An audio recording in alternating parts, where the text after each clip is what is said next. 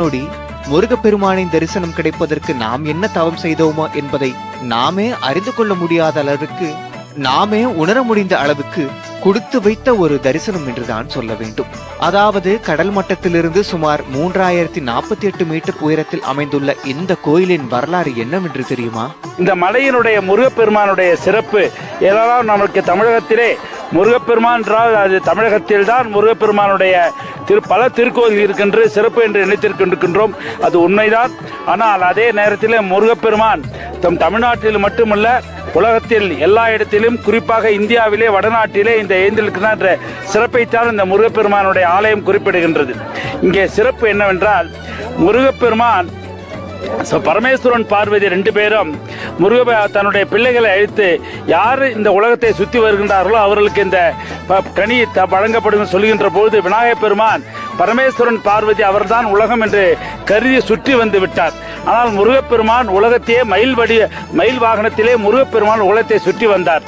அப்படி சுற்றி வந்து தாமதமானவர் முருகப்பெருமான் இவ்வளவு தூரம் எல்லா எடையும் சுற்றி வந்து உங்களுடைய அருளை பெற்றேன், ஆனால் எனக்கு கிடைக்கவென்று வருத்தப்பட்டு இந்த மலையில் அமர்ந்து தன்னுடைய தாய் தகப்பனுக்கு தன்னுடைய சதையை இது அர்ப்பணித்ததாகவும் எலும்போடு இருந்து இங்கே தியானம் பண்ணதாகவும் வரலாறுகள் குறிப்பிடுகின்றார்கள். ஒவ்வொரு இடத்திலும் ஒவ்வொரு விதமாக காட்சி கொடுக்கின்றார்.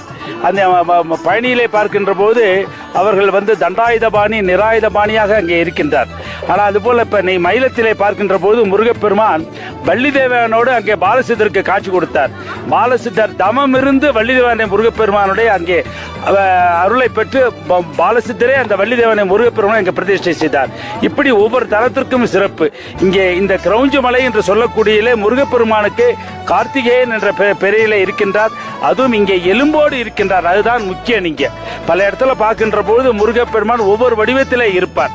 அந்த வடிவத்திலே பார்க்கின்ற போது எலும்பு வடிவத்திலே இவர் வெறும் நாம் எல்லாம் கடைசியா நம்ம விட்டு இருக்க போகின்றது எலும்பு தான். சதையெல்லாம் சாப்பிடுவது, உண்ணுவது, உடம்பை விட்டு போவது என்பதெல்லாம் ஒரு இதுவாக இருந்தால் எலும்போடு இருக்கின்றது ஒரு எளிமையுடைய தோற்றத்தாக அவர் நமக்கு காண்பிக்கின்றார்.